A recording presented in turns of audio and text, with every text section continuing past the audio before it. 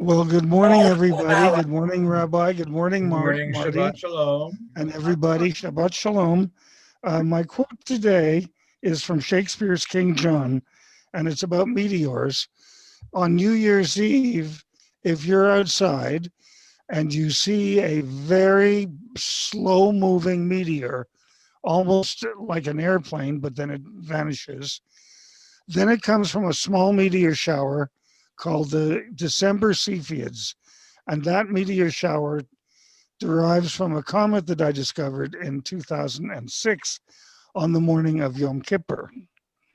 And here is my quote: "No natural exhalation in the sky, no scope of nature, no distempered day, no common wind, no customed event, but they will pluck away as natural cause and call them meteors, prodigies and signs, abortives, presages, and tongues of heaven, plainly denouncing vengeance upon King John." Well, thank you very much, and we're going to have a good morning this morning, and Shabbat Shalom, everybody.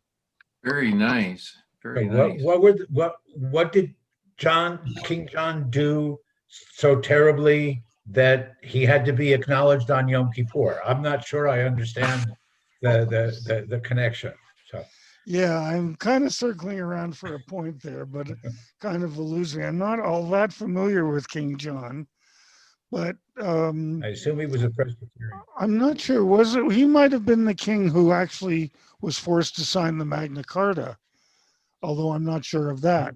But as most kings of England are, they had faults, and the ancient ones had more than most. Of course, that doesn't happen today in any country, does it? That's all we need is a new meteor to be discovered and named after him, right? Yeah. As opposed to meteorism. Ah, Anyway, we might as well get started with today's Torah study. Let me just read the prayer in English today. Blessed are you, Adonai, our God, sovereign of the universe. You have sanctified us through your commandments and commanded us to busy ourselves in things of Torah. Well, all I can say, we're going to have a meteor experience in our reading today, because it is a very quick one-liner that we will be experiencing. I think for those of you that were here last week, do we start today on Genesis 35:6? I think so. I think that's where we are. I think, okay. So why don't we read verses 6 and 7 and then go on from there? Would you like me Sure, to start? David, sure. Ready? Okay, verse 6. So Jacob came to Luz, which is in the land of Canaan. The same is Bethel. The same as Bethel. He and all the people that were with him. And he built there an altar and called the place El Bethel, because there God was revealed unto him, where he fled from the face of his brother. Okay. Any comments about this? It's sort of like a rehash of what has already been mentioned, but any other ideas? Yes, Larry. Okay. The way my understanding of Judaism is that God was everywhere and not a particular place, which was the common practice at that time, that local places had their own gods. So this is a very special place, but what makes it different than God being in other areas at that time? Hey, Larry asked an interesting question. Any comments? That's my job.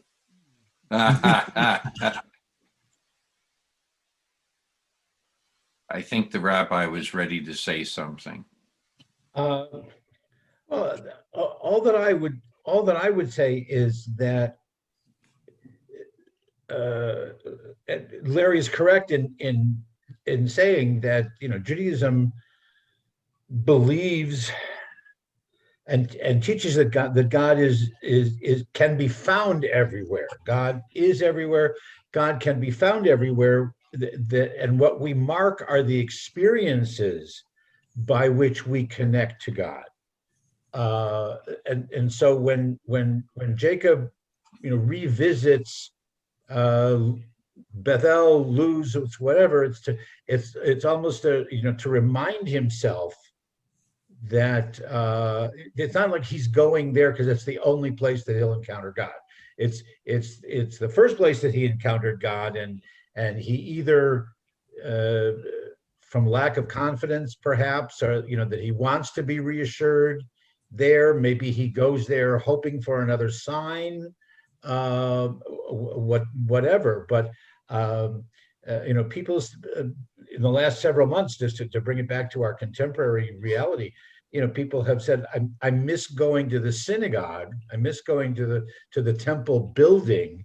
That doesn't mean that they feel that that's the only place where they can either pray to God or see God or whatever. It's for different reasons. So we mark with the rhythm of life, or the rhythm of our faith existence, by moments and by places, and the experiences that tie in and remind us of them. Good, very good point. Larry, does that answer your question? To a degree. Can we say that we have a portable God? That we can carry with us wherever we go? Sure. But I think traditional Judaism or mainstream Judaism would question not the word portable, but the word carry. Okay. In other words, who's carrying whom? Are we carrying God with us, or is God carrying us along through life's experience? Perhaps it's neither. Perhaps. So intertwined that you can't differentiate between out and in or whatever.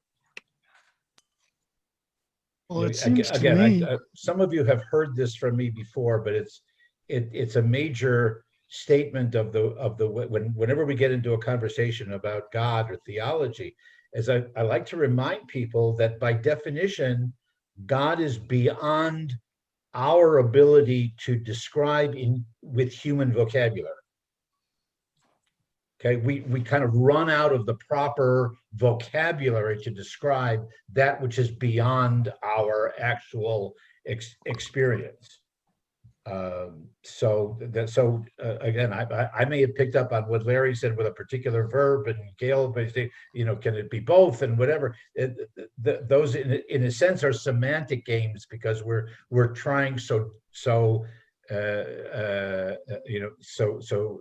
intensively to describe that which is not human using human terms.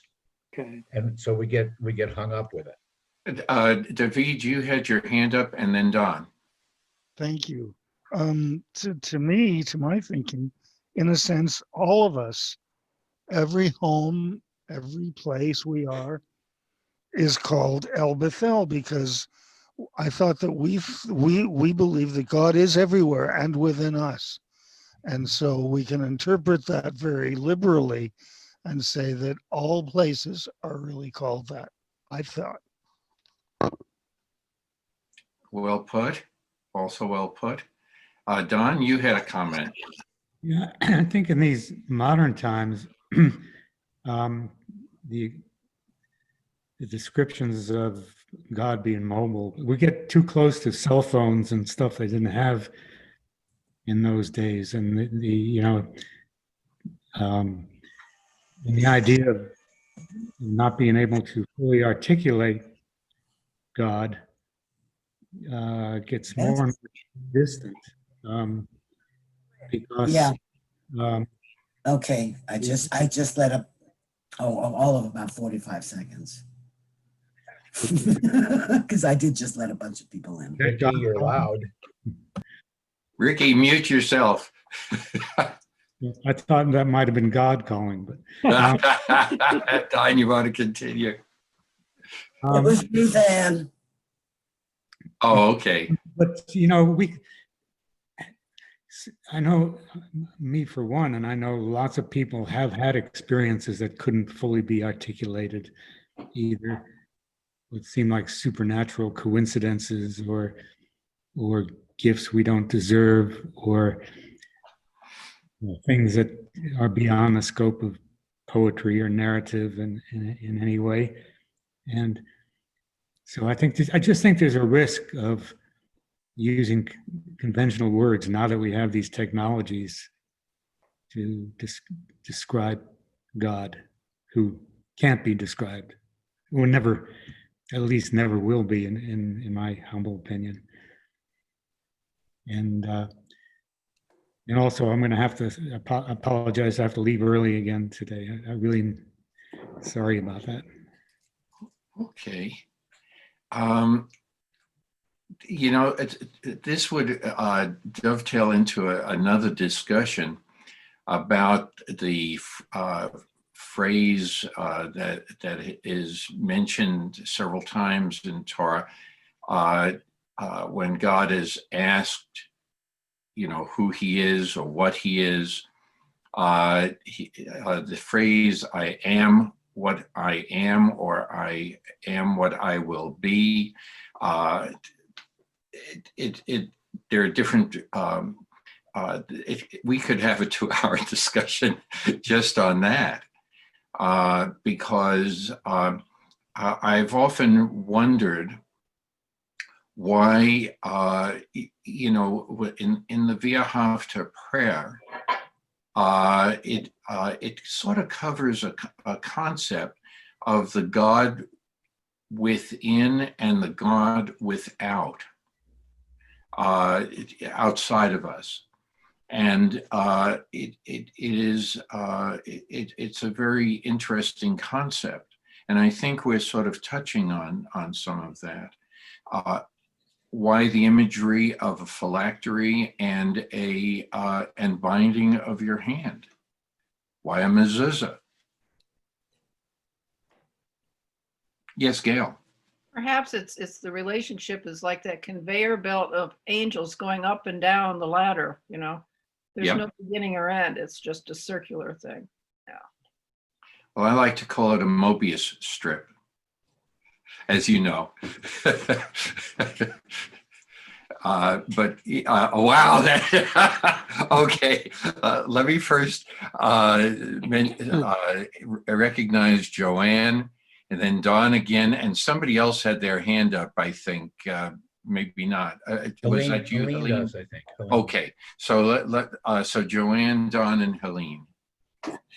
You used a word, and I'm not quite certain what you said to describe God. Could you spell it or tell me a little bit more what you meant? By She was describing God Mobius. up and down the ladder circular, but you gave a different word, and I'm not sure what you said. was that Mobius strip? Mobius? Yes. Mobius. Was that what you're referring to? I think so. I just didn't hear it, but I'm not even sure what Mobius means. I'm sorry. If you take a ribbon, Okay. of paper or a bow or anything, and you give it a single twist and tape it together. And if you take a pencil or a pen and start drawing a straight line, you will wind up where you started. And so there is no up or down. There's no inside or outside. It's all one. Ombius, Ombius. M as in Mary, Okay. O-B, and you can type it in as IUS, and you will be able to get more information about the Mobius strip. I will do that. Okay. Thank you. Because And I I have another. E-B-U-S. Thank you, Susan. So there she goes. There she goes. I have another question. Oh, okay. Okay, that's along this line too. There are so many people because of the virus that are dying. And if that person that's dying asks you the question that we're asking, what is God? How do we can do the Mobius, but how do we quite explain to them, because they're very soon to meet the God? It's going to be another 2-hour class, right? Thank you. We've graduated to 4 hours.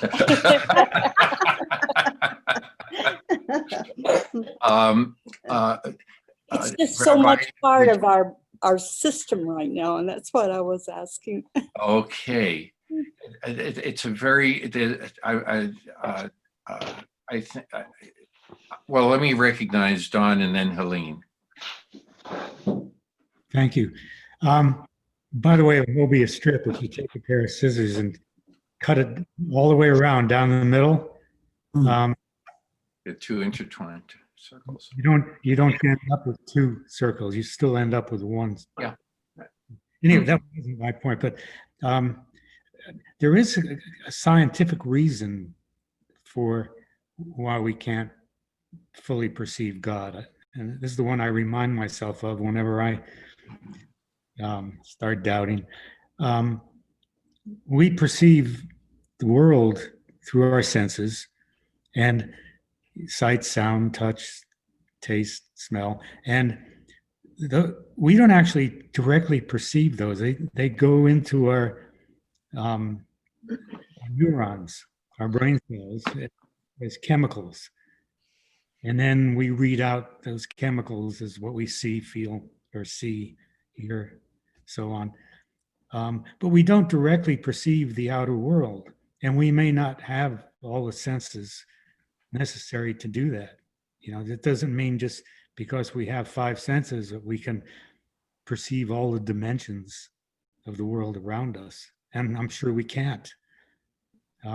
So none of us will ever be able to do that unless there's some superhuman evolution. And even then, you know, there'll still be the same limitations. So I don't have any trouble at all believing that we can't see it all, that we can't perceive it all, and that God is present in many ways that we just can't detect, except when he comes into our lives. So thank you.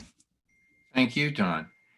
Helene, Helene, and then Suzanne, and then Gail. I think for me, all I could say is human beings need reminding. And we can't, what Don said is absolutely right. Human beings do not use all our senses. We don't use all our senses at one time. So that's why we have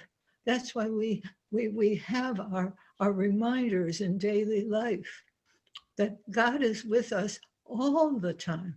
For all the time, he doesn't leave us, we leave him. And we forget. So we have the Torah read and we have the mezuzah, and that's a reminder to go inside and say, thank you, God, for being there all the time. Another good point. Suzanne, I think you had your hand up, then Gail, and then Michael.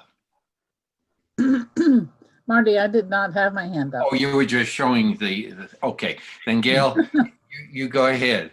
I always like the analogy of if you were a wave in the ocean, you can't separate yourself from the ocean. You're part of the ocean. And that's the concept that I like to keep in my mind. It's a good visual. You're so immersed that you can't separate. Everybody following that? Mm-hmm. Right. We have a lot of examples of that, which we can discuss at another time because of everything. But yes, Michael. What sense do we use most? And I'm sure that everybody may have a different opinion, but generally speaking, what of the five senses does a human being use most? And I want to follow up with that. Okay, Michael has asked a question. Okay, how many think it's sight? Okay. How many think it's hearing? I think I do. Okay. How many think it's touch? You only get one vote. Oh, Okay. oh, And there's two votes. okay. And how many think let's see, I did smell.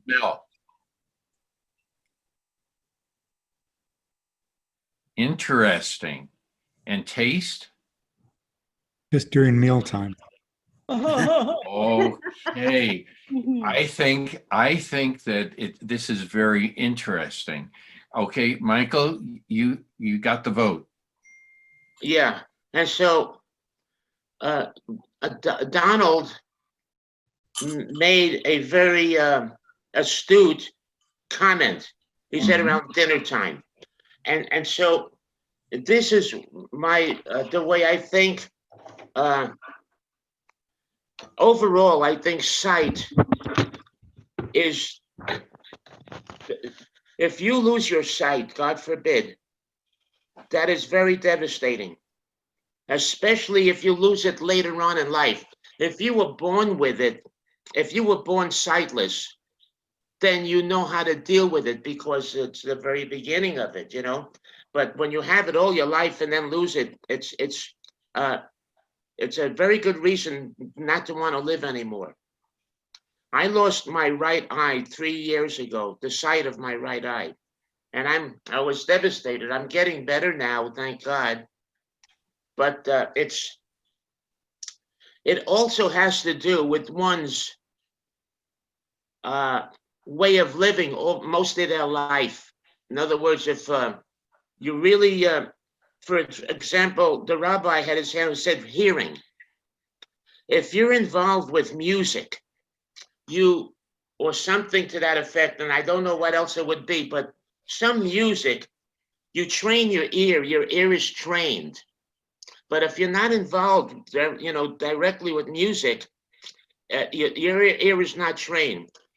But the sight is something that is, I would, in my opinion, if people had lost their sight, this would be absolutely the most horrible thing that anybody can happen. Hearing, if you lose your hearing, of course it's devastating. But the sight, if a person was in captive by an enemy, and the enemy says, I'm going to give you a choice. We're going to take away your sight or your hearing. I would bet it would be the hearing and not the sight. That's just what I wanted to say, basically. That's all. Thank you. Okay. I saw a lot of hands. Rabbi, before I get to you, I'm going to go to Ricki, and then I'll put you on. Okay, Ricki. I said touch, but I meant touch in a very, very, very broad sense of feeling the air, feeling, sensing kinesthetically, positioning. I mean, that's all involved. Our skin is our biggest organ. And we really feel the world. I'm deaf in one ear and I was very nearsighted, but I could always feel. And so that's why I picked that one as the most important. to feel the presence of somebody. You know, how many times you feel the presence of somebody walking into a room behind you that you can't see and can't hear, but you feel their presence. So that's why I picked touch. Okay. Okay. Rabbi, well, Rabbi, let me call you next because your hand was up, and then go back to Don. Okay, in all humility, I will speak for God. Who, if I'm understanding correctly, I don't mean this flippantly, but if I understand God correctly, on the one hand, God said, you cannot see my face, human beings cannot see my face and still live. But on the other hand, God says through Moses many times, Shema Yisrael. Listen, Yeah. so in God's opinion, I think hearing is more important. Interesting. Okay. First Don, then, oh boy, the hands are really are flying. First Don, then Miri, then Chris, and then back to Suzanne. So let's go, Don. I really have to line up behind the rabbi. I took the hospice aid course many years ago, and learned that the very last sense to depart is the sense of hearing. Even when in a comatose state. Right. And Yes. then when I was my father's caregiver for his last 7 years, and right down to the end when he was in a coma, and yet you could tell that he was hearing. You could really you could see how he reacted even in a coma. So I'll have to go with the Shema. Okay. Very good. Rabbi Miri, you're muted, Rabbi. Good morning. Shabbat Shalom. Shabbat Shalom.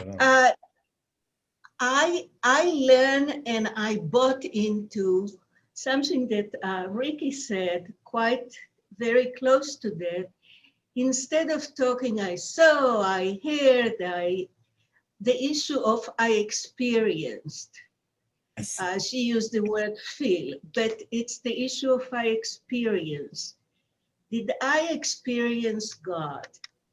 Did I experience, and you can go into any abstract noun, happiness, sadness. How can you say, I feel sad? You cannot say I see sad or I hear sad, but it's something that enwrapped us, and it's an experience. And the same is when we use, and I'm saying use the word God, because another way of saying was not through a definition, but as saying God as a verb. So it's kind of moving around. But the word experience, Ricki, I agree with you. And Donald, I sat with someone who was close to dying, and he couldn't hear, and we are not sure that he could see. But when we stroke him, or I did stroke him, somehow the experience of closeness to someone showed up. So it's very difficult to say that. Oh, thank you. Very good points. Yes, Chris. Thank you. I'm sorry I was late. I just wanted to say I love the statement Rava made, but I'm also thinking what Shema is said is, hear Israel. And it's not so much, for me, it's not so much my hearing or my sight or my mouth or my feelings. It is really in my heart. And I think when you're able to hear God without voice, sense God without feelings, see God without sight, I think that's a deeper part of that communication that requires no senses except the spirit of the heart. because even in the scripture it says, God says, you have eyes but don't see, you have ears but you don't hear, you have you're not listening with your heart, you're not seeing it with your eyes. And I think those are the senses that we need to maintain 100% accurate. The rest of it we can live without ears and eyes. I'm myself halfway deaf, and my hearing aid helps me a lot. But when I am not able to hear, it is frustrating, very frustrating. But you know what? I survived through all of that. And yes, it is inconvenience, but I never want to lose that connection with my God, where I don't require to have full capacities of my senses. Okay. Yeah. Wait, Michael, Suzanne was recognized first, Okay. and then you. Okay. Okay. Suzanne? I wanted to change my vote to hearing.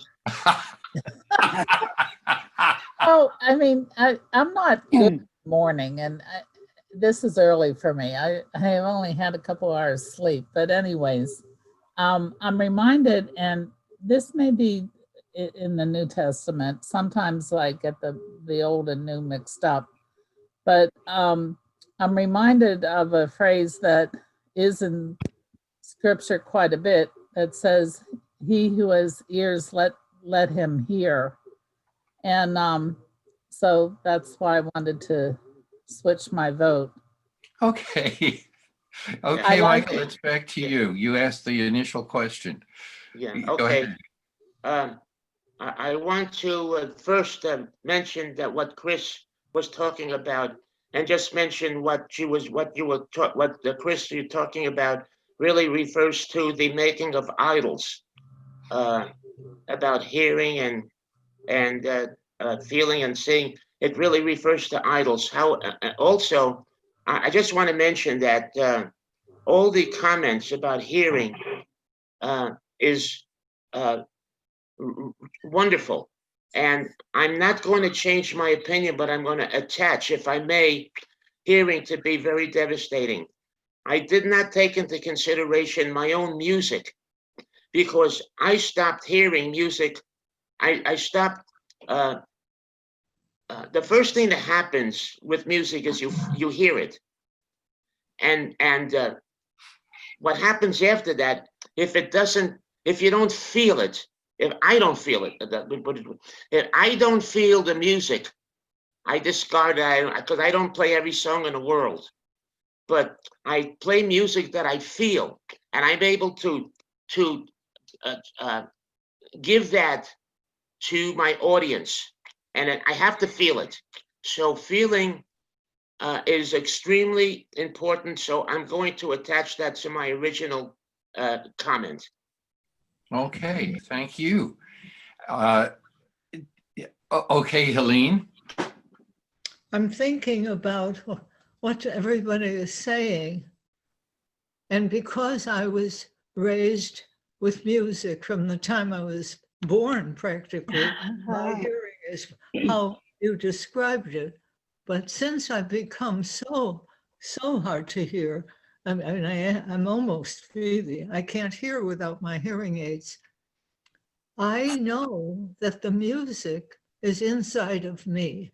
Mm-hmm. I don't need to sing anymore in the big choruses that I did. The music is there. The brain does not forget what you learn. It's there. It's each of us is so different. And I am just now remembering some of the magnificent music I sang, and it's a pleasure. So if you can't do it, don't give up. Talk to your brain and say, I want to hear my music, and you may hear it inside of yourself. I think that all of this is very important. Anyone in education would also understand what I'm about to say, that you have to figure out how the student learns best. And it usually depends on the different senses that we have.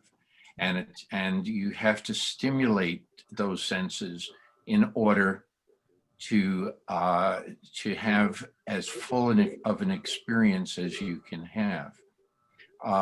It is many things we do, they register in our brain, but we do not think about them. And as a child, one of the things that are developed early on are the sense of smell and touch. And so it is very interesting, and also hearing. But as we get older, we start to focus on one or another that suits us better. That's all. Yes, and then I want to come back to something that was said. Yes, Ricki. Yeah, you're talking about neuro-linguistic training. We have a tendency to absorb things either through auditory, kinesthetic, or visual, and you have to teach to that. And I took a sales training class once, and you have to sell to the person based on that person's primary, and each of us is slightly different. I always thought I was kinesthetic, but I found out that I'm auditory, or I don't remember what it was, but that we all have our own way of perceiving what's happening around us, and you have to teach to that, sell to that. You have to learn what that person's primary is. I'm sorry, Rabbi Miri is getting up, but I wanted to, and I'll come back to you, Joanne, before I forget any of this, because several things that have been raised. And when you mentioned God is a verb, isn't that a book by Rabbi Martin Buber? No, I have that book. You want me to go get it? No. Who was it who said that? Miri said it, but yes, I have the book, and it's more Kabbalistic. It's that God is a verb. Okay. Well, I think that the reason is, Marty, that a verb you cannot see, you cannot hear, and you can see and hear the result of it. If you run, that's the verb, what you can feel is that you are tired, that your legs hurt, and so forth. But this is again about abstraction. All the verbs are an abstract. When I say I eat, is what I put in my mouth. It's not the eat. The same with people, I say, well, look at the word war or love. Can you see that? Can you hear that? They said, oh, I can hear the shots of the guns, but you cannot see war. What you see is certain things that are nouns, that are stuff, that are things. And I think that that's the connection more than the issue of Kabbalah, is the issue of it's something that cannot be sensed by the senses. The senses is something very humane. I mean, human, not humane, but it's a human thing. And that's, I think I heard Rabbi Norman mentioning, which I absolutely believe in.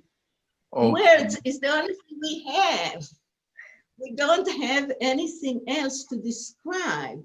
And that's why when we talk about God and Moshe wants to see him, he said, you're not going to live if you see me, but God passes in front of him, right? So my understanding of the sentence is when it passes or she passes, what we see is the result. We see what nature or what God created. Right. But it's not the you see, I don't have words to express, but it's a result of something. And that's where the word experience comes through. Right. So, Ricki, you were holding up the book. Who is the author? Rabbi David A. Cooper. And I just opened up, that we usually refer to, God as a masculine, but then it should be it. And I'm just the very first page. The truth is that God should not even be called it, because this suggests a thing. God is not a thing, but the limits of the language compel us some kind of pronouns. Okay. Yeah, that's very good. Very good. Rabbi Norman, I'm going to ask for David, recognize David first, and then I'll turn it over to you for a little discussion. Yes. Well, it's not David, it's Wendy. Oh, it's Wendy. Okay. The question, I think, at the very beginning was, what do we think is the most important sense? And then the topics got all over the place. And in the ed biz, the answer to almost any question is, well, it all depends. What are you doing? What do you need the sense for? So for example, let's take the Mobius. We're hearing descriptions. That is the least kind of a sense to use to teach somebody how to do something or understand it. Watching or seeing a task being done is the second better alternative to seeing, but if you use a sense of touch, doing what that you want to do becomes the most important. So the answer really is, it all depends. Right. And I just thought I would break that down and maybe try to simplify it a little bit. No, you did a very good job. You did an excellent job of doing that. It depends on the circumstances to which sense is going to be put forth, and used the most. Okay, Rabbi, I know your hand was up, and then Don. Okay. Well, thanks to Wendy for educational theory 101. Right. Just as kind of a side, picking up on what Ricki and Miri were talking about, at the upcoming convention of the Central Conference of American Rabbis, which was supposed to be in New Orleans, but now it's going to be on Zoom. One of the workshops is going to be on whether or not to propose different liturgical phraseology in whatever new prayer books, whatever format they are going to be, whether they're online, whether they're things that we hold on to in our hands or whatever. Some of you may have encountered this already, that people, because of issues of sexism and whatever, people are now adding on their subscriptions at the end of a letter. My pronouns are he, he, his, whatever, she, hers, whatever.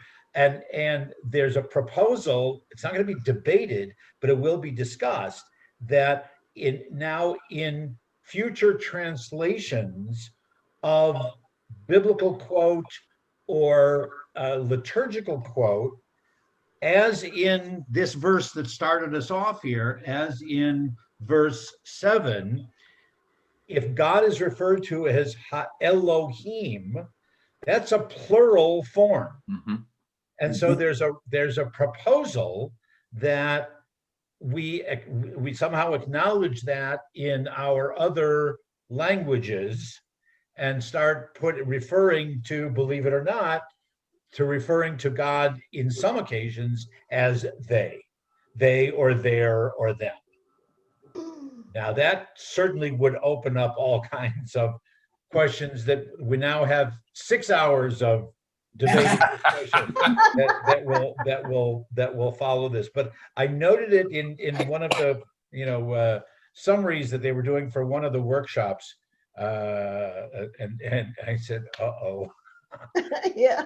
Uh-oh, it's right. It's good that I can see the turmoil that will occur.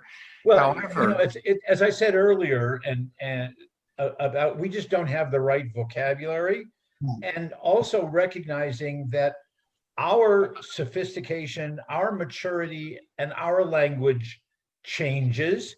My 3-year-old granddaughter doesn't use the same terms in describing God or life or whatever that I would use at my age. But it doesn't mean that God has changed. Right. God is still the right. same. That's right. It's just that our ability to describe or relate to, or picking up on Michael's thing, whether we touch or see or hear, or whether we feel with each other, that's highly personal. But God hasn't changed. We've changed. Right. okay. I have I had another question I wanted to ask before I recognize, I think Don and Joanne and Michael again. Rabbi, we started the discussion basically about God.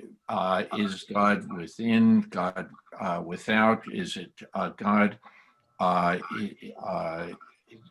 But Is God scotch taped together? Right. Is it both? Is it none? Okay. The book I and Thou. That's Buber. That's Buber. Okay. Because that addresses some of this too. Sure. Okay. Mm-hmm. And it's much easier to understand if you know German. Okay. Or any of the Romance languages that make a distinction. We only have the verb, the pronoun you, Y-O-U. We try to make a distinction when we capitalize the Y to refer to God. Okay, but in older English, I won't say ancient, but in older English, but also in many of the languages like German or French, there's a different word. Thou is a different relationship than you. Right. And do is a different relationship, etc. Right. Okay, I want to go for, so many people have had their hands up. I think Don was first and then Joanne. So Don, why don't we do you then, and then after Joanne is Michael, and then Gail. Don, you're muted. Don, you're muted. How was that? There you go. There you go. Yeah, I'm going to use up all my tickets for 2021 on this conversation. Just picking up on Wendy's point and trying to simplify even further and swinging back toward the Torah study. I'm going to offer that the most powerful senses are whatever ones that cause us to disobey God's commandments, because all of 5 senses are in our DNA, and what's not in our DNA are the commandments. So we need lots of education and lots of study and a life of discipline to make up for that. Because if we could just obey the commandments, we wouldn't need all this. We'd just do it and everything would be fine. So anyway, then I think I'm going to keep quiet for a long time. Okay. Joanne, you're on next, and then Michael. One of the difficulties, and Rabbi Norman might want to bring this up, is the word, it's mankind, and really humankind is much more, I feel, correct. And that mankind would refer to the men, but I don't know what, womankind, but how about, the humankind, and I do that. But I've also found in Samuel 10:26 this: And Saul also went to his house at, I'm going to mispronounce, Gibeah, and the valiant men whose hearts God had touched went with him. So Ricki and I are voting for touch. Okay. Not who had heard, not who had seen, but but who had been touched by God. So, What's the thing I'll look up what the Hebrew verb is? Was it 2 Samuel? 1 Samuel Samuel. 10:26, and it says the Hebrew word is naga, N-A-G-A with a little mark. Okay, yeah, then go. That's laga. That's that definitely that's to touch, right? Okay. Uh-huh. I just thought I'd throw that into the group. No, these are important comments and questions. Michael, you had your hand up. Yeah, thanks, Marty. What Wendy said several minutes ago is what I tried to get out at the very beginning. So I thank Wendy for doing that. I want to touch upon one sense that I think Donald originally brought up about having lunch or dinner, whatever. And that's a sense, I guess, the sense of taste. So I don't want to throw a monkey wrench into this kind of as a sidebar. I'm sure everyone at one time or another has heard this expression, acquire a taste. You have to acquire a taste for something. That's something that I can never, ever understand, ever. And I'm going to explain why. So I'll just give this example of why I say what I'm saying. Acquire, let's say you have to acquire for a particular food. Just let's say that, unless I'm off on a wrong, I'm not looking at this correctly, so I apologize. But why would I or anybody else eat a food they don't like and continue to eat it until they do like it?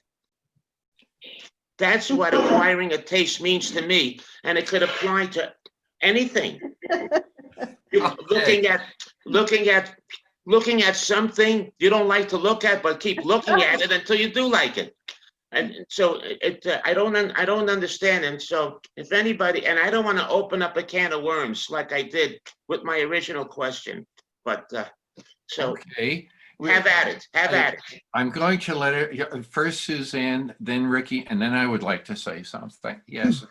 Go ahead, Suzanne. Okay, regarding eating something that you don't want to eat, I guess your parents weren't like mine. Because when I was a kid, I had to eat everything. And I didn't like it the first time. Okay, take a bite or two. And then I had to, next time we had it, I had to take another bite or two. And the one thing that comes to my mind are tomatoes. When I was a little kid, for some reason, I didn't like tomatoes. I like them now, and I've liked them for a long time. And anything that looked like a tomato, I would scream my head off. I remember one Thanksgiving, my parents, well, at least that I can remember, there was, that orange Ocean Spray cranberry sauce, out of a can. There was a slice of that on my plate. And I started screaming it was a tomato, and I wouldn't eat it. Can I respond to that? Like it, but just anyways. very quickly, Marty, could you let me do that, please? Okay, Suzanne, you're talking about when you were very, very little. I'm not talking about that. I'm talking about as an adult, acquiring a taste as an adult. Listen, when I was a little child, my parents made me eat gefilte fish when I was a little guy, okay, a little baby. And today I eat it because that's what I remember, but I never acquired a taste. It's just to honor my parents. But today, you understand? You're a big girl and everything. Are you going to eat now something that you don't like and keep eating it until you like it? That's not going to happen. Because I have in my head, my parents are going to yell at me from heaven. Go ahead, Ricki. Okay, I purposely acquired a taste for coffee. I did not like coffee, but I did it Good point. conform. The norms in this society is you get up in the morning, you have coffee. My father had coffee. My mother had coffee. So I was doing it not to learn to love coffee, but to fit in, to conform with my group. So if I was in another culture, maybe it would have been, I'd have to learn to conform or acquire a taste for something different. But I know that that's exactly, in fact, I purposely learned to take coffee without milk and sugar because I watched how the people around me drank their coffee. And believe me, black coffee, and if you ever had the coffee served where I worked, it was awful, but I did acquire a taste for it on purpose. Okay. Rabbi Miri? When we talk about taste, we can move out of the tomatoes and the coffee. I went one day, Michael, to a concert by the Kronos Quartet, and it was so awful that during the intermission, we left. My daughter doesn't like abstract art. She is stuck in the 15th century. So the issue of acquiring is an issue of education as well.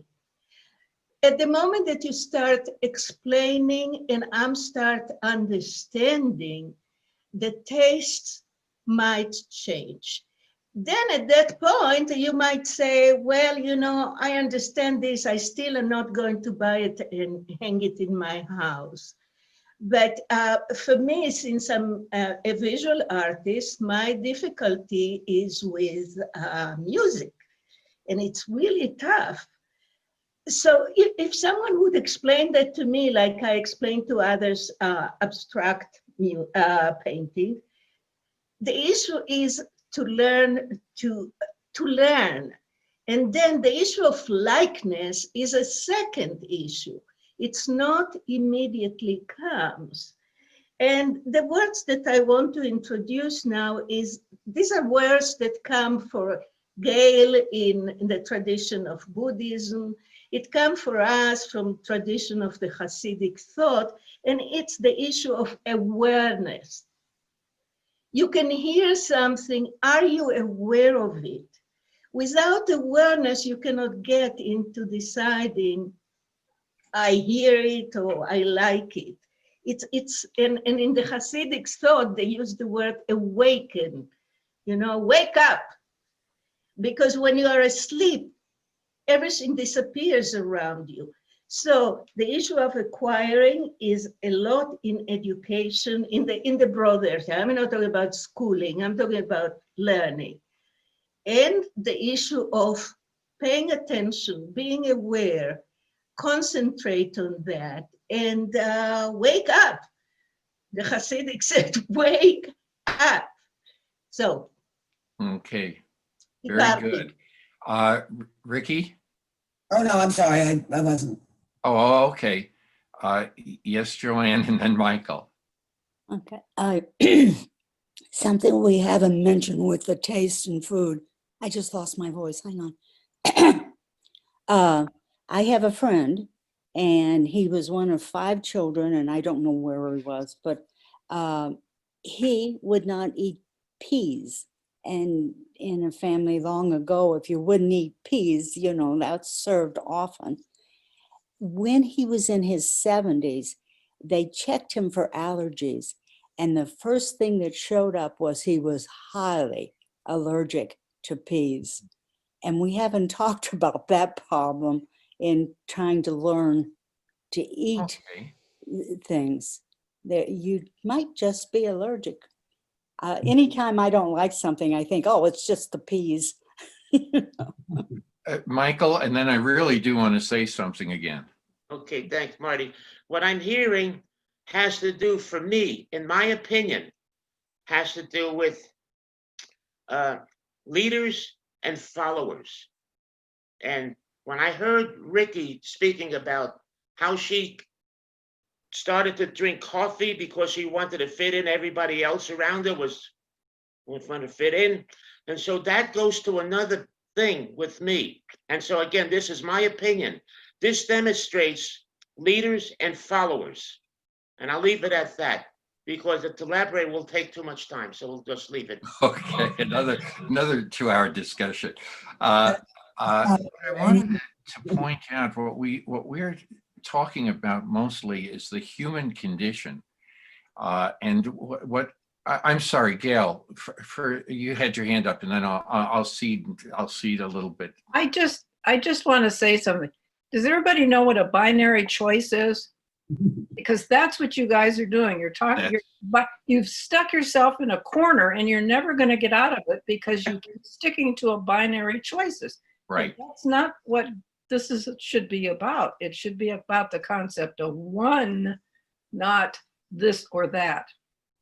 That Gail, you said it very well. You said it very well. There's something here. We're speaking of the human condition, and that's when we talk about the human senses.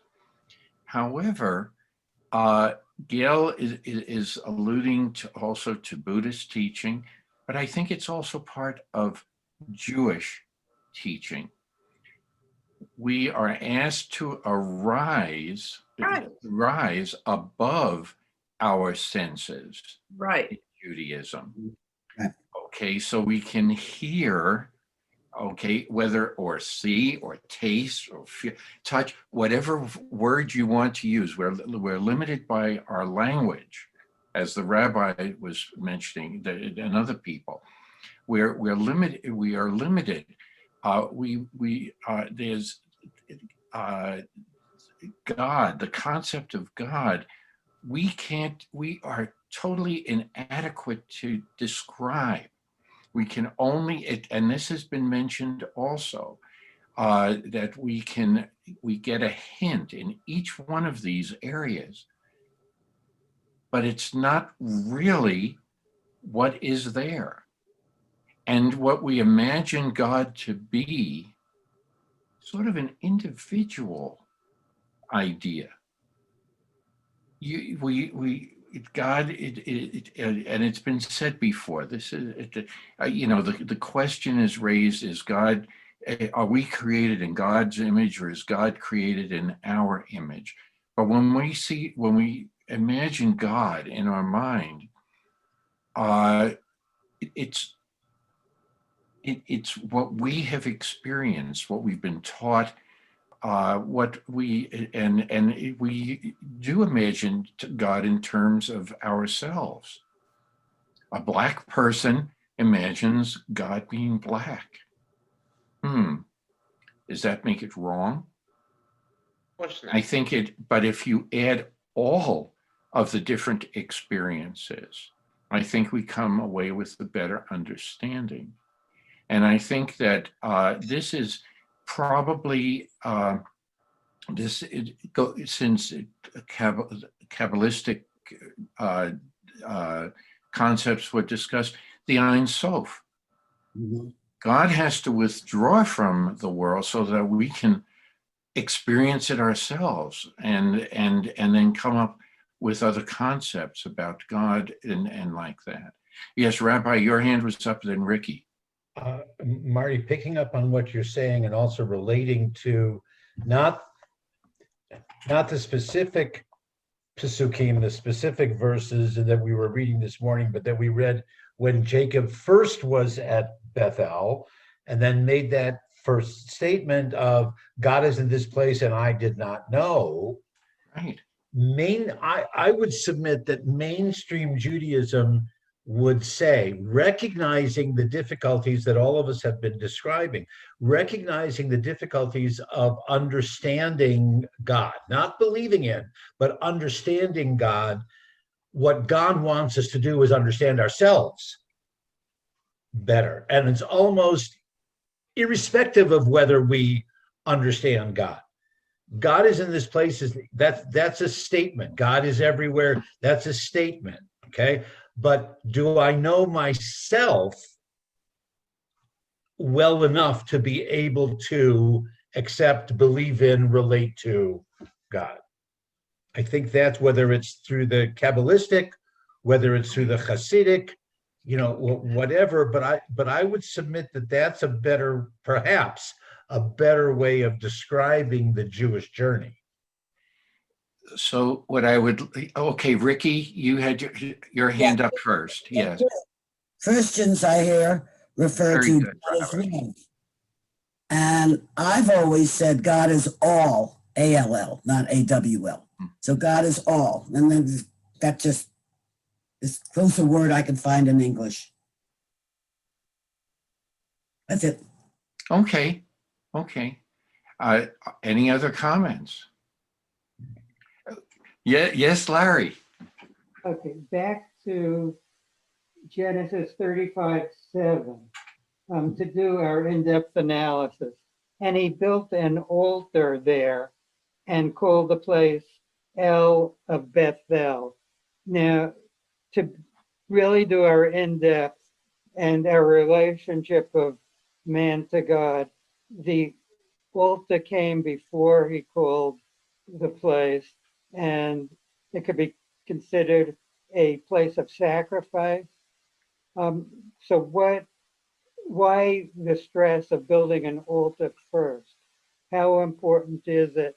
And is it anything we can relate to today? So I'm asking questions again. Okay, good, very good question. Michael, you had your hand up. Understanding God, for me, it's really, I see it about obeying God more than anything. So you look at the 10 Commandments, is it said that should you understand the 10 Commandments, or do you obey the 10 Commandments? And the other 613 commandments. And so that's how I would see it. And I know the rabbi is going to answer that. Michael, I apologize. I couldn't prepare an answer to you because I was working in my head on an answer to Larry. Oh, okay. So I apologize. Can I give the answer to Larry? And then we'll go back to Mike. Okay. All right. Absolutely not. No, you can't do it. Rabbinic prerogative. Larry, in the Torah, he built an altar there. Okay.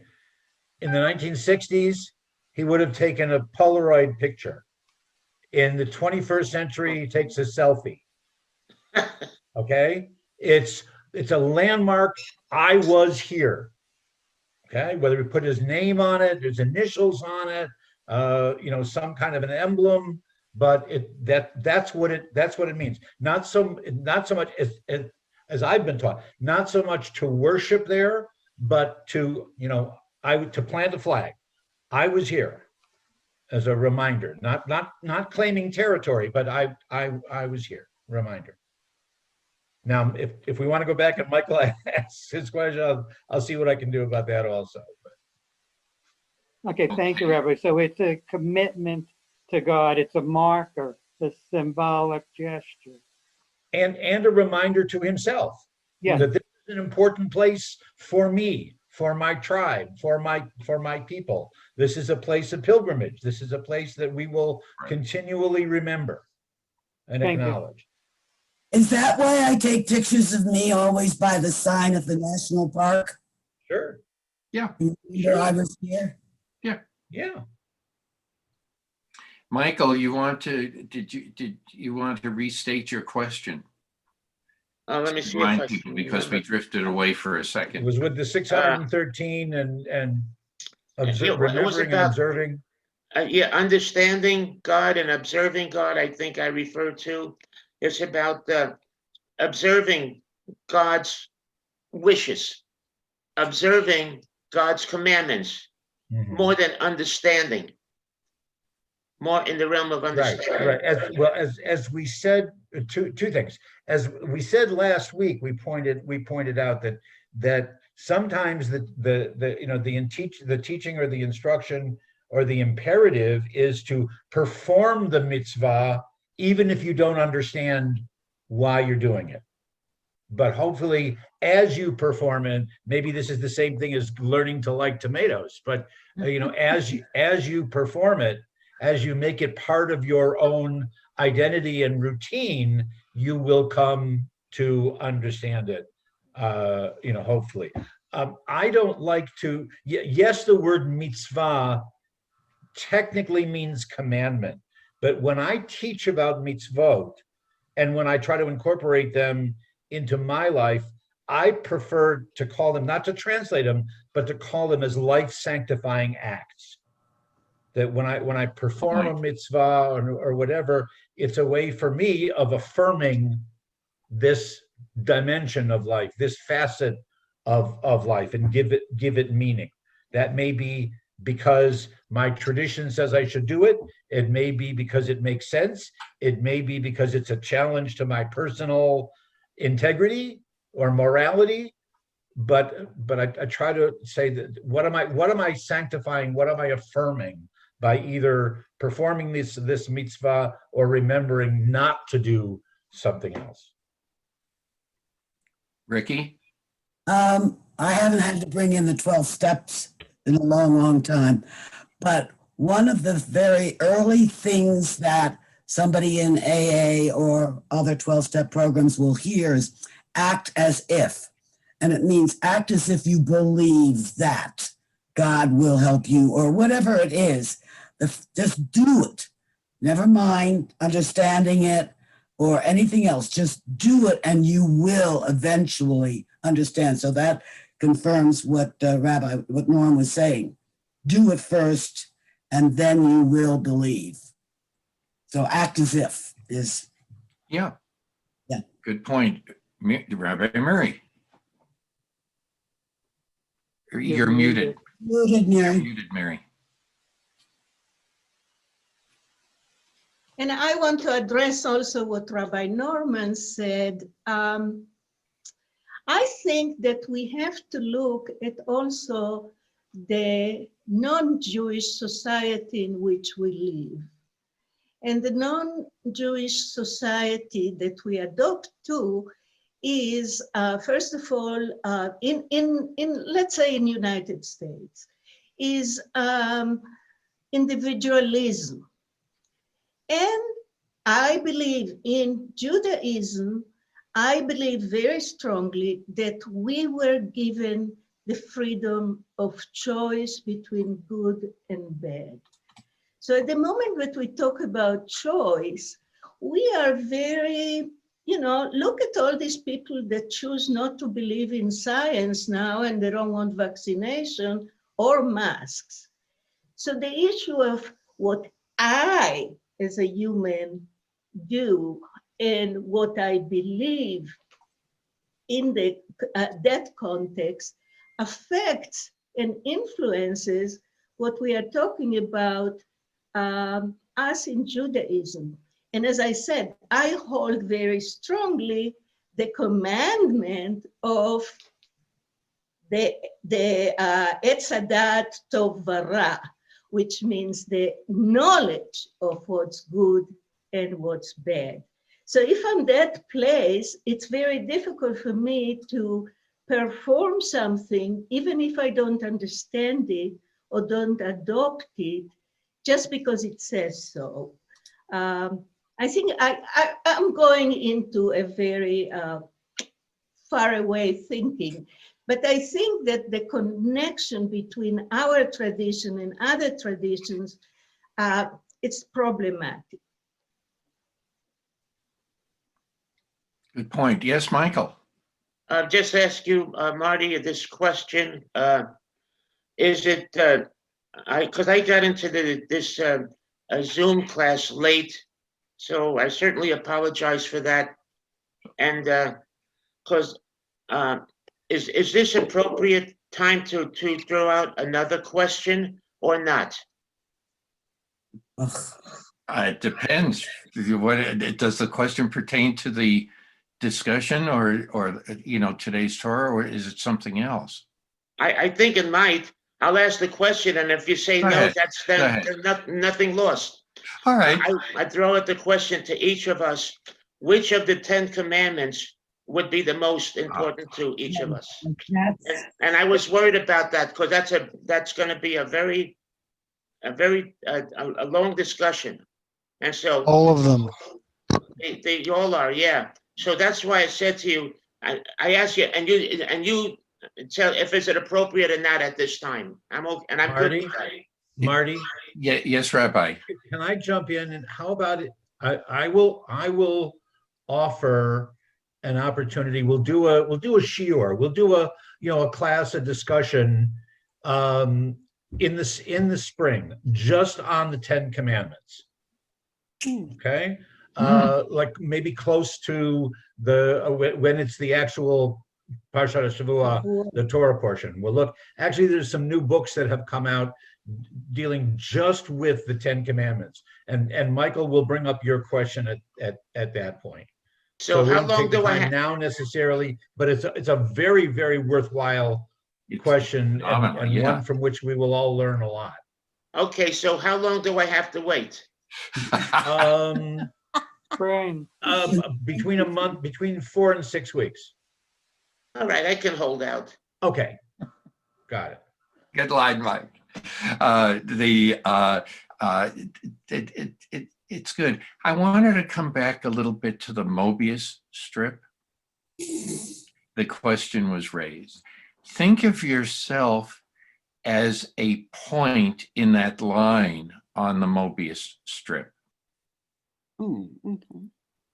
And now put some horse blinders on. No. And you don't realize that you're eliminating all the other dots, the other points on that line, because you can't see from one side to the other. And the blinders represent all of our personal experiences, our beliefs, and everything. And if we take those blinders off and then look to either side, we suddenly see that there's a whole series of dots representing other people, other ideas, other beliefs, and it goes on endlessly. And it comes right back to where you are, but you never realize that the more you have a blinder on. And so that's the whole purpose of removing the blinders, so that's why this discussion has really, really been a good one, because we have brought in all of our own individual experiences and brought them together and they form a line. Okay, and it's all going to be one line that comes back to each one of us. So it's a tremendous experience that we're encountering. And that's why, Michael, you've brought up some very good questions. Larry, you have brought up excellent ideas. And I appreciate the rabbis and everyone else who has contributed, because this has made this a very interesting discussion. And all we did was cover two verses, but that's what it's supposed to be. It's that. Yes, Joanne, please. Just for a minute, going back to touch. Okay. Okay. And what you just said, it truly makes sense to me. But in touch, there is something you can do. It's called Ricki, R-E-I-K-I. And I see a lot of heads going. And in that, you can actually take your hands even and feel. At some point, your hands won't go together because you can feel the energy in your body. And you also can do that with other people without ever touching them. And I have done this with sickle cell young people. And because you move the energy around and the pain they have is, you know, kind of maybe goes all over the body, etc. But sometime if anybody wanted, I would even teach a 1-hour course, not a whole day or something, on Reiki and that touch and where you really are touching other people. And that's why some people are quite a ways from you and yet they feel like they're too close. It's because you can feel that energy emanating from them. That's the end of my touch. No, I think there's a lot to be said about that. Okay, Rabbi Miri, something that would, yes. Well, I'm not muted.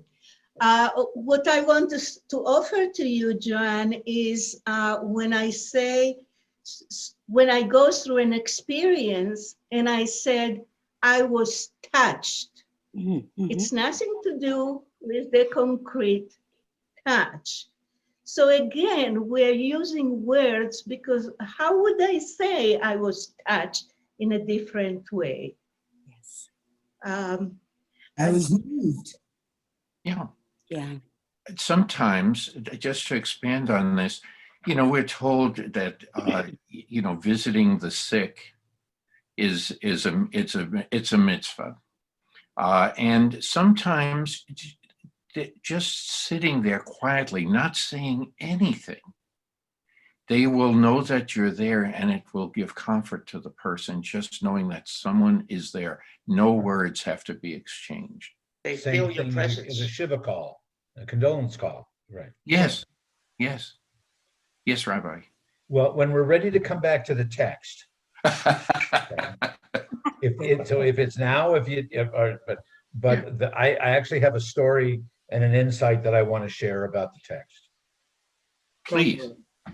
Okay, all right. So some of you may recall from 20 or 25 years ago, there was a national, or no, actually continental, North American movement called Synagogue 2000.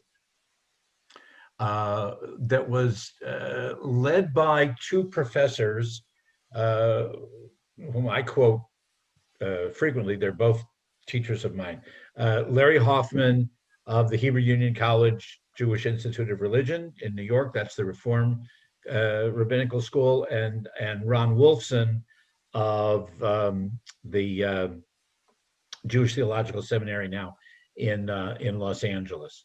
And I was present at a conference where they started to talk about their vision of this Synagogue 2000 movement to transform and reinvigorate synagogues, congregational life, Jewish identity for the 21st century.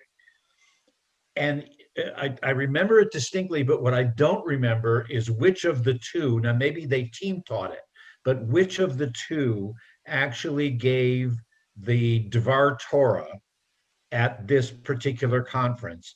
And it was based on verse 7, chapter 35, verse 7, with a little bit of an alternative translation, okay? Kind of a midrashic Dvar Torah thing, okay?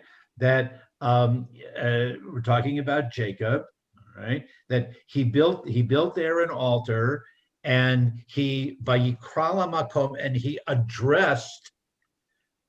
Makom can be the place, it can be a name for God, it can also be the situation.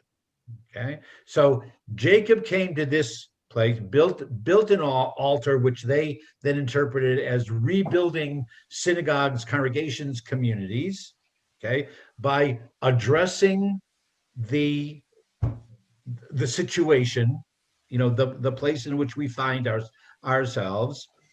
El Beitel. Now, depending on how you do the actual vocalizations, that's usually translated as God in God's house. Okay, but the first El can actually just mean the preposition to, to. Okay, so in other words, they're making this context of Jacob already established this pattern for us now, Synagogue 2000 in our contemporary world, to address our situation to house of God, or to making our synagogues houses of God, okay? Because it was there, or it was here, it was in this kind of place, in this kind of situation, that God, not past tense, but God does reveal God's self, even despite the fact that so many people flee from their brothers, from their people.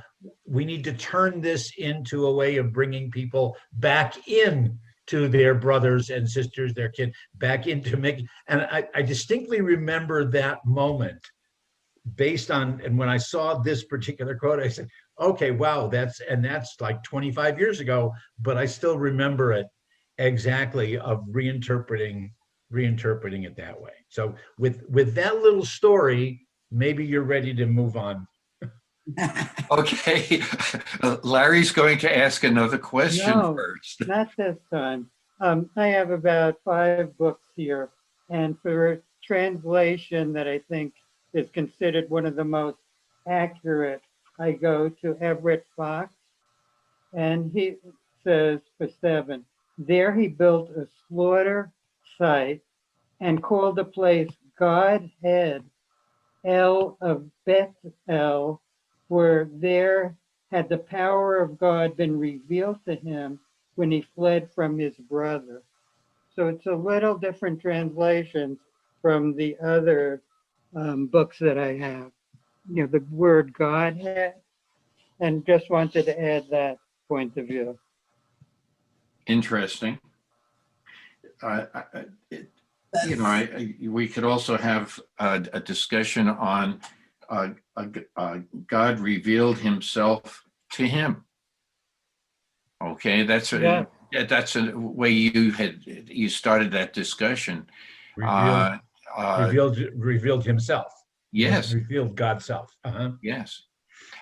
Now, when we use the word revealed, it doesn't, all I'm going to say is it necessary that you had to see God with your eyes, or could you have felt God within yourself? Feel him. Or have heard God. The English language, remember, or any language for that matter, is limiting. So, when a revelation can be felt within, but it can also be right there, smack in your face. Yeah, you could know God is there without seeing him. Yes, yes. So there are different ways of viewing this and expressing it. Yes, Michael, very, very well stated. And it becomes we can go and have another lengthy discussion about these few words. But in the new context, Rabbi, getting back to what you had said will be discussed at the upcoming convention, how would they be able to interpret this if they switch to the word they?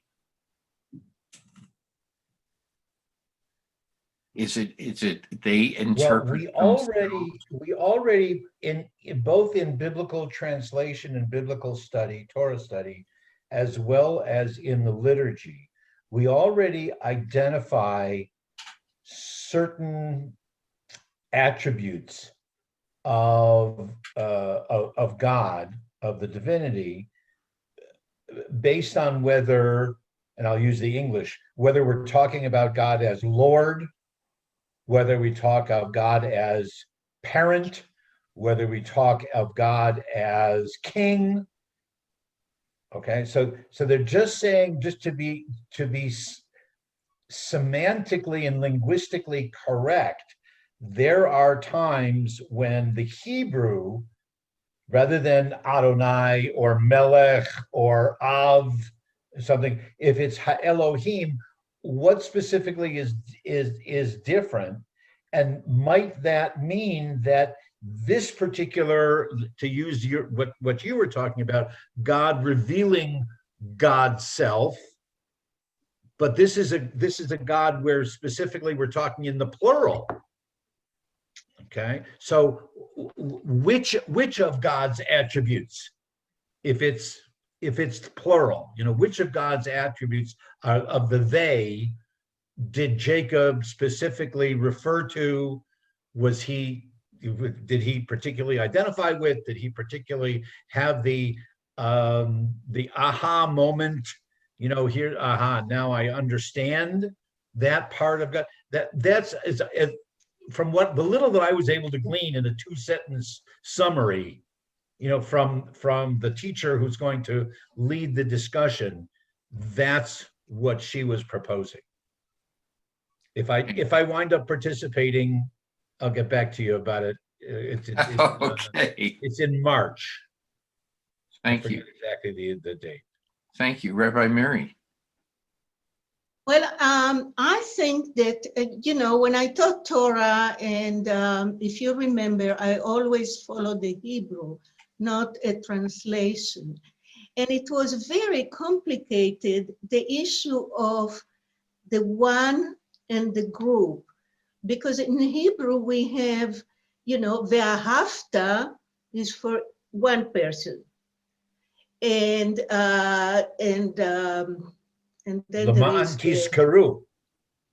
Tizkaru, that's the plural. So every time that we saw in English you, unless we use the yal, we are in trouble because we don't know if this is a mitzvah for to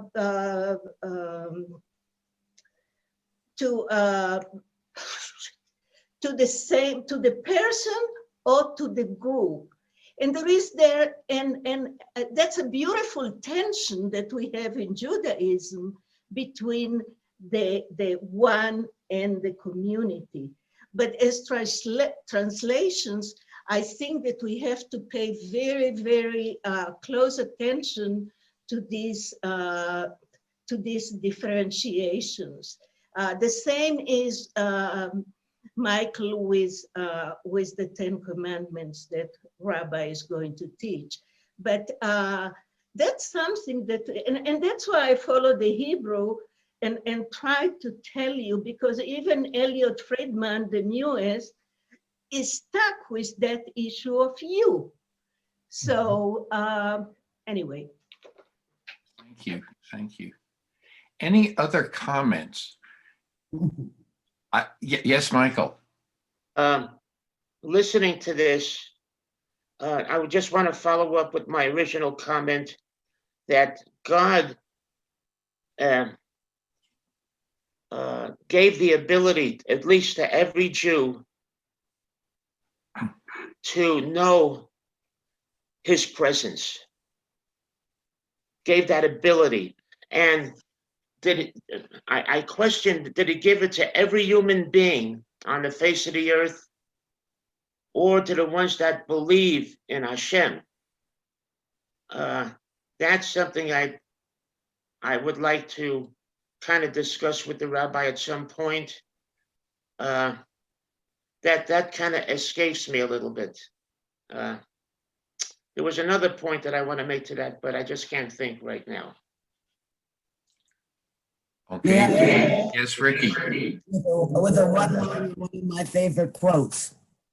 When the seers, sages, and scientists get to the top of the mountain, they will say it is one. So that to me says that all people have it. They just have to get to the top of the mountain.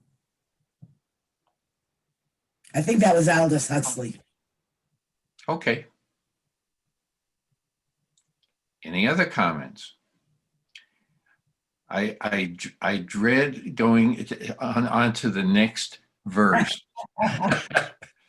because this is David's meteor. This is the only time we're going to see this. And so if somebody would like to read verse 8, I don't know if we will finish it. I'd be able to finish the discussion about this verse either. So if David, if you would like to just read the verse. Yes, I would. I didn't think I'd ever get to this today. I have to tell the group that this was, before I start, this was the World Series of Torah study conversations. This was lovely. We went everywhere from El Bethel and everywhere where it is, relating to God, imagining God, the human condition, Education 101, modern physics and the Mobius strip, and tomatoes. Okay, and finally to the 613 commandments, which is very relevant, what I'm about to read, because we are about to land on the very first of those 613 commandments. This is very important. Here goes. And Deborah, Rebecca's nurse, died, and she was buried below Bethel under the oak, and the name of it was called Alon Bakuth. And God appeared unto Jacob again. Wait a minute, just verse 8. Just verse 8, because I don't want to go on with the rest of the story, because it really is, this is the only time poor Deborah, the nurse, is really mentioned by name. Okay. And we're not going to see it again. That's why I said it's our meteor experience. It is something that any comments about this before we move on? Yeah, buried under the oak below Bethel. There's like two.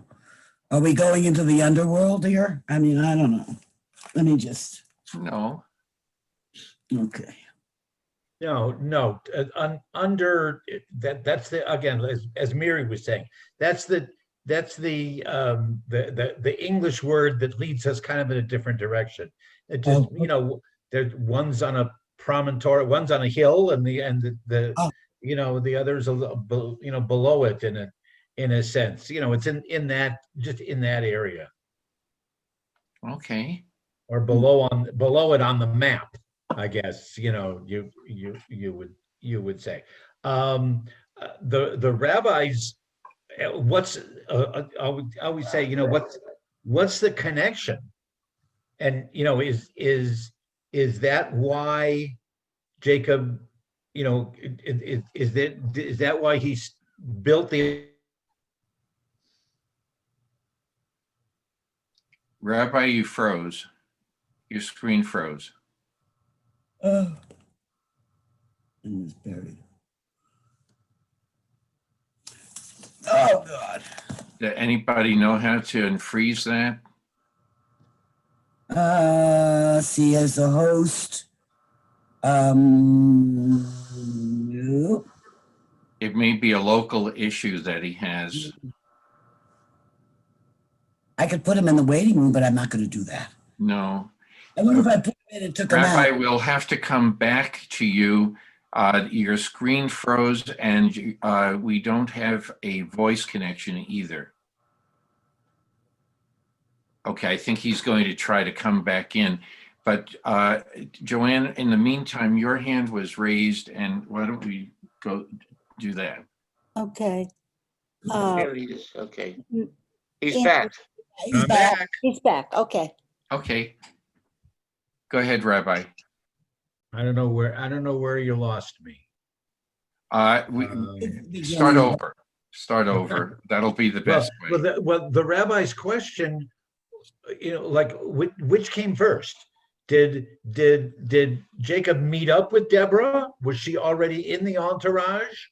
Was the Mizbeach, the altar that Everett Fox called the slaughter place, the slaughter table, was that built there as a tombstone for Deborah? What's the import of this particular, and why are they connected? Right here.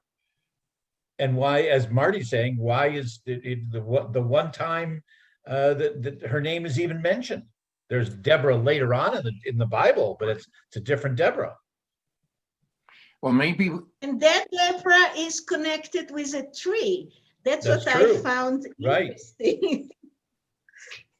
Okay, so who is Rebecca?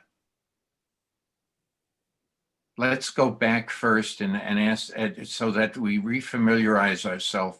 It's Jacob's Rebecca's mother, nurse. Okay. Yes, Suzanne? Wasn't Rebecca Isaac's wife? Yeah. Yes. Jacob's mother. She is Jacob's mother. So this lady has been around, First Deborah has been around for a very, very long time.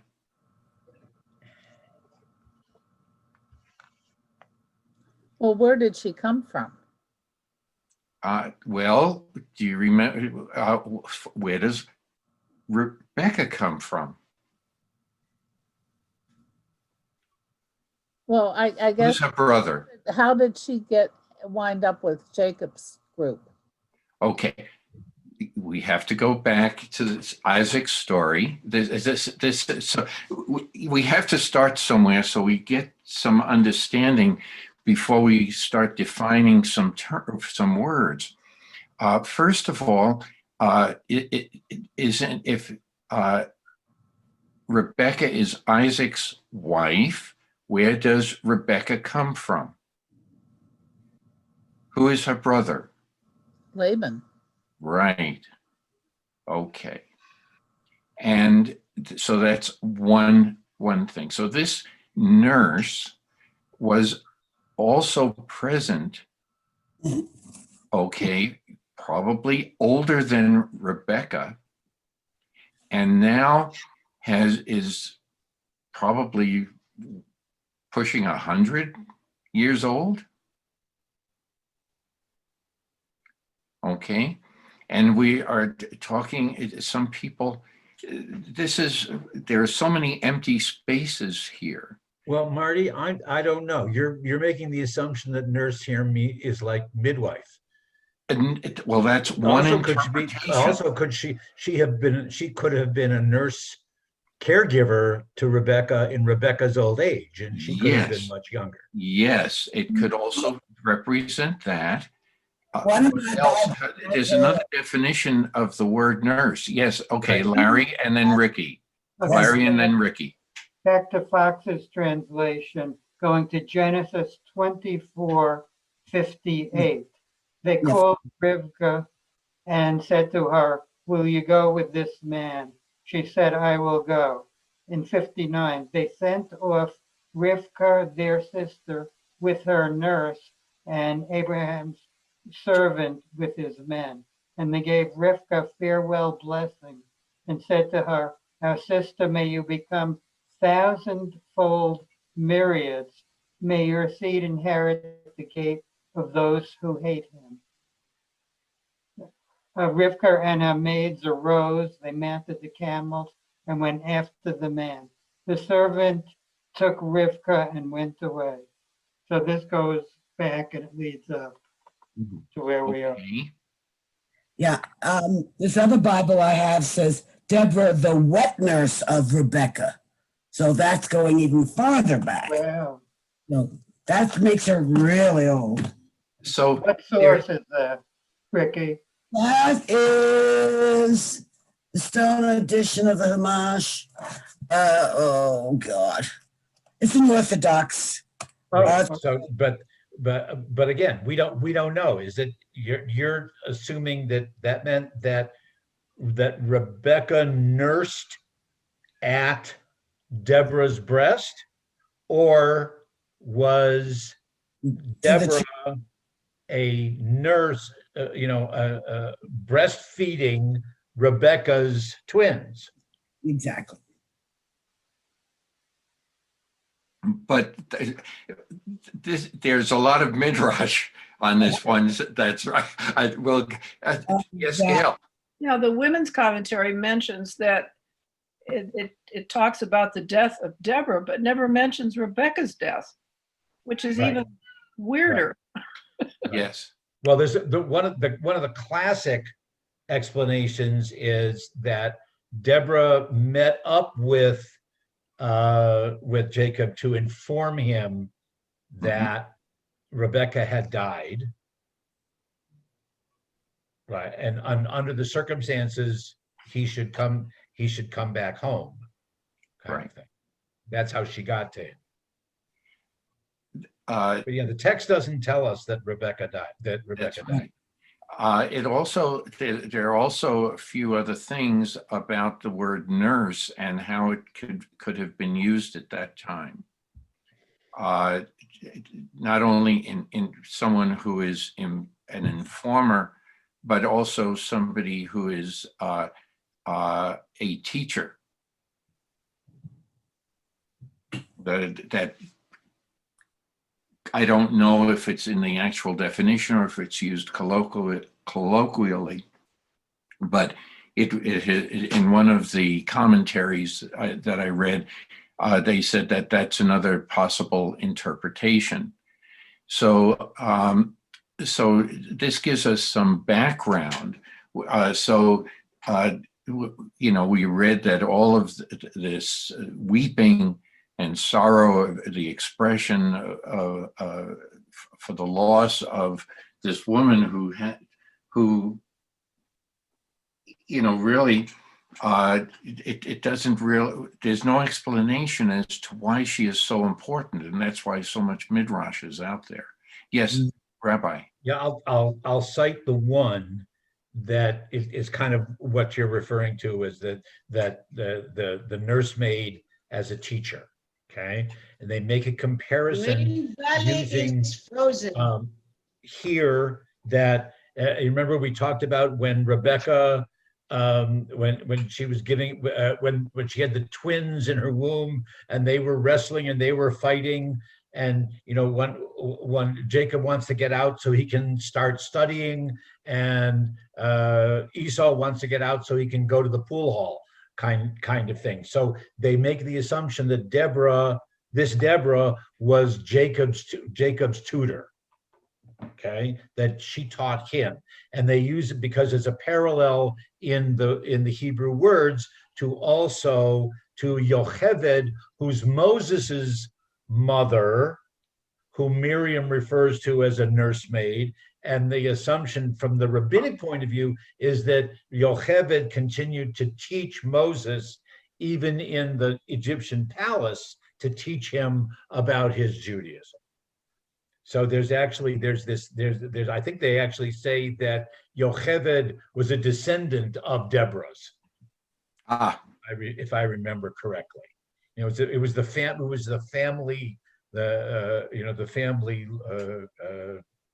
profession kind of thing. Okay. Any other discussion here? Rabbi, you brought up the discussion, I believe, or someone mentioned that this is also a mitzvah, is a mitzvah? Oh, well, it's a mitzvah to bury the dead, and you know. Yes. Right. And it is there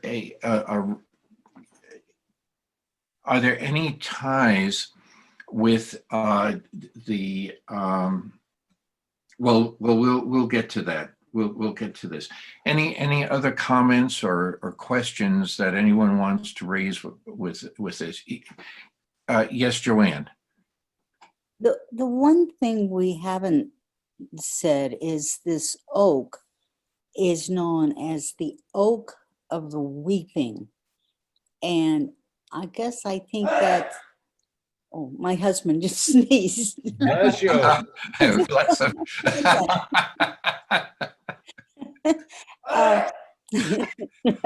Again. Ignore. But it is the truth.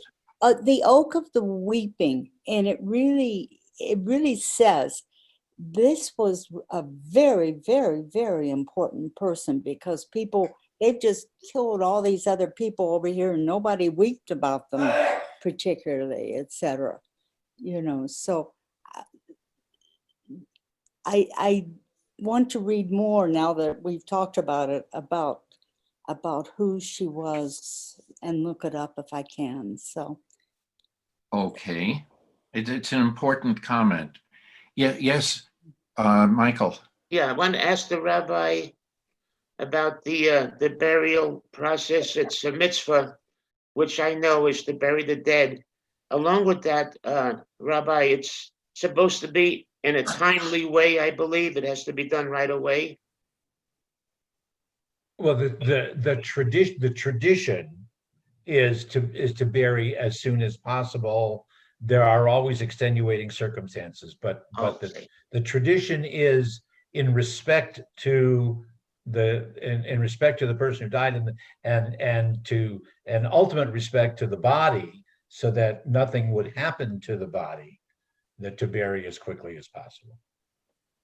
And what would some of the extenuating circumstance, for example, what would be an extenuating circumstance? Extenuating circumstance, for example, the most telling example is if the civil authorities say that, no, there needs to be an examination, we can't release the body for one reason or another, things like that. I mean, there have been court cases about it, but the weight of Jewish law sides on the side here of that if the civil authorities insist that the burial can't be right away, that we defer to that.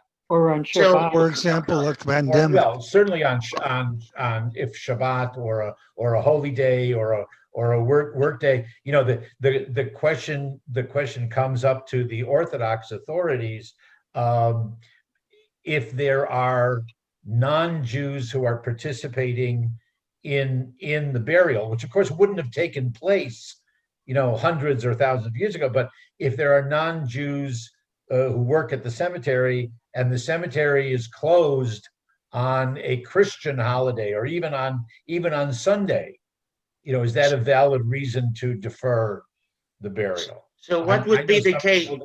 I know some people that have specifically chosen a different cemetery to avoid having to wait for an extra 2 days or something. Right. So what would be in the case, which was not necessary, in the case of Ruth Bader Ginsburg that was lying in state at the Capitol? How? Well, first of all, she was conservative, rather not Orthodox.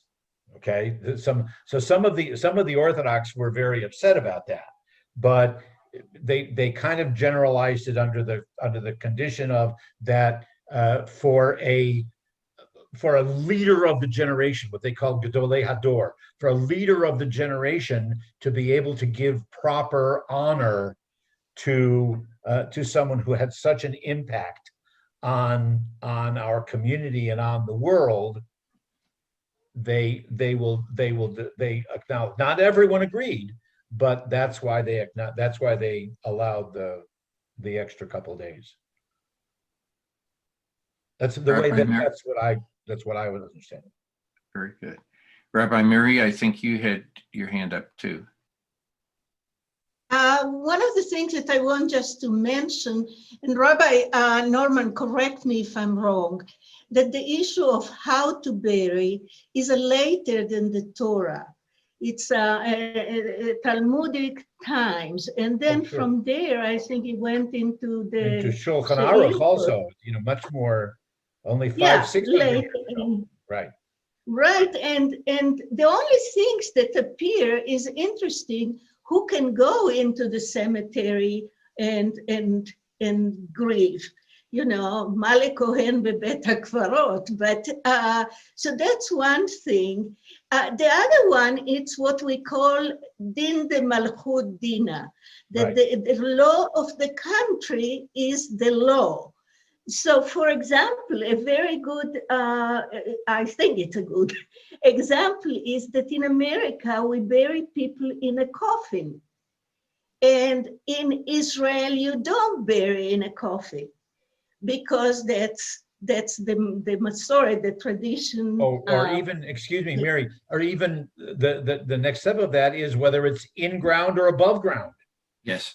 That's right. Sometimes the right. civil authorities say the burial the must be above ground because of the water table and everything. Yeah. That goes against Jewish law. Was, you know, the dust returns to the earth as it was, you know, so things like that. Yeah, and now in Israel, they have also the question, there is not enough land to bury.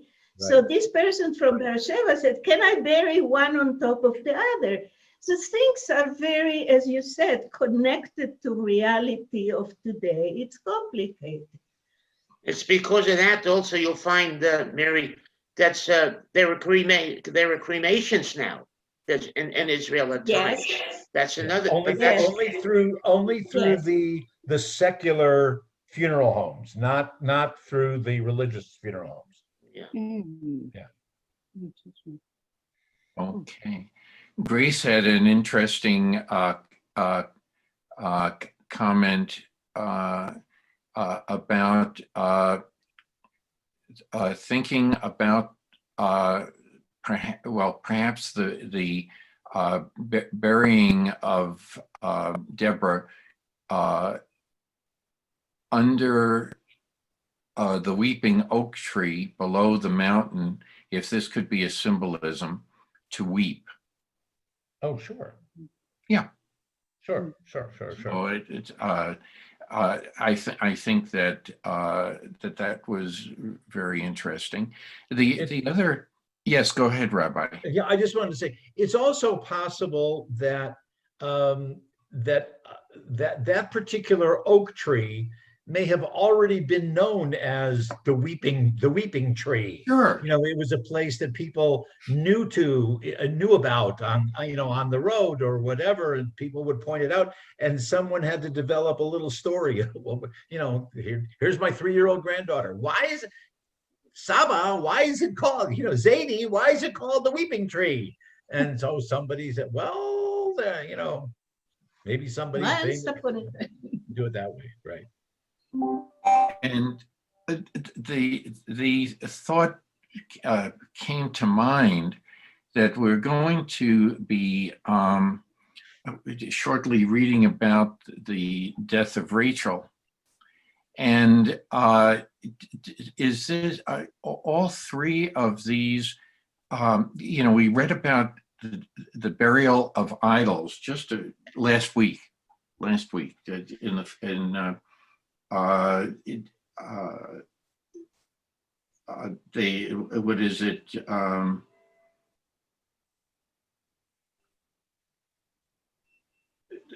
think it speaks about, we spoke about the burying of the idols.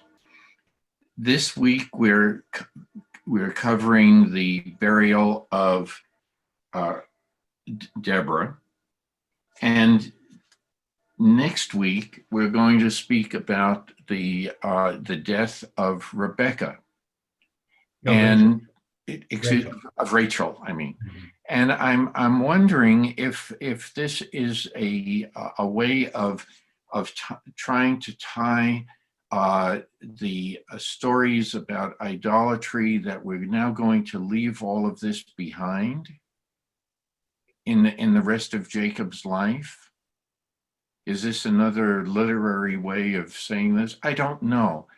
All I'm saying is that I find it very unusual that you have 2 burials and a death, and she's buried also at the site in that same region.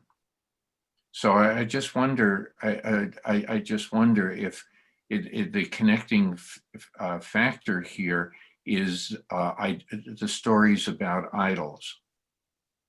I don't know.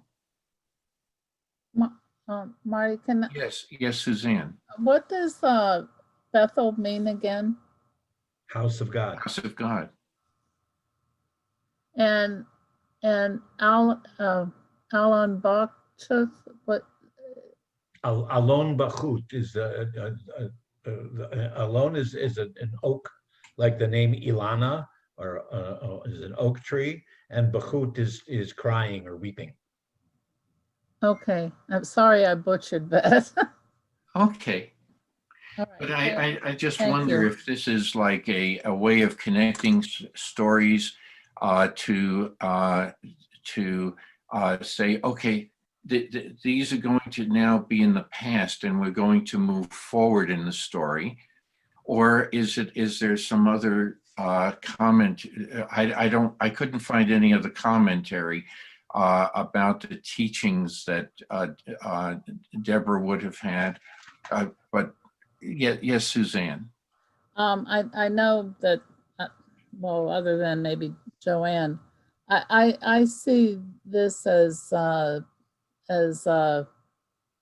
messianic. I see this as a comment towards the future crucifixion. And I know that's not this class, but I'm just saying that's how I look at it. All right. Okay, it's another way of seeing things here. Any other comments? Yes, Gail. Just quickly, Marty, you had alluded to some reference that about my Buddhist studies, but when I talk about the concept of one, I'm really talking about the concept of one in Judaism. In the Okay, Shema, I'm sorry. in the Shema, you know how it ends. The last few words in the Shema. It's one. It's the concept of one. That concept of one is what makes Judaism what it is. It was a new thing. And that really, it was the emphasis I was trying to make. Okay, I'm sorry. Okay. No, that's fine. Thank you. Any other comments? Because I see it's 12 o'clock. Yeah. So if there are any other comments about poor Deborah, and her meteor will flash and that's it. She's a flash in the pan. Any other comments that you may recall in other discussions about other Torah study groups about this or anything? Okay, with that, we'll end here, and then we will pick up with verse 9 next week. Next week, I guess that'll be. There's no Sabbath service next week, is there? Not on the Saturday. It was a Not Friday on. night. Okay, not on Sat. Okay. Right. Okay. We did. Joanne, what are you showing us under? Oh, with some of the archaeological finds. I'm not real sure. It was In the given to me yesterday as a Christmas present, but it's Yes. National Geographic, and it's under Jerusalem. And I thought maybe someone else. I'm willing, if I ever read it, I'm willing to loan it. It's fascinating. I have it too. Yeah. Right. It's about That'll the be an new. interest. The All I new know is that there have archaeological been a lot of excavations. underneath the underground, and it's unbelievable what has been discovered. Thanks, Joanne. That's a wonderful, wonderful article. Yes. Wishing everyone a happy and healthy, safe and healthy secular New Year. Thank you, Rabbi. Amen. Yes, I agree. Amen. Agree. Shabbat shalom, Can you hear everybody. that song? Shabbat shalom, and thank you for Well. everyone's contributions to the discussion. I really appreciate it. Thank you so much. Thank you. Thank you. Thank you. Take care. Have a great week. I'm going to figure out how to end this thing.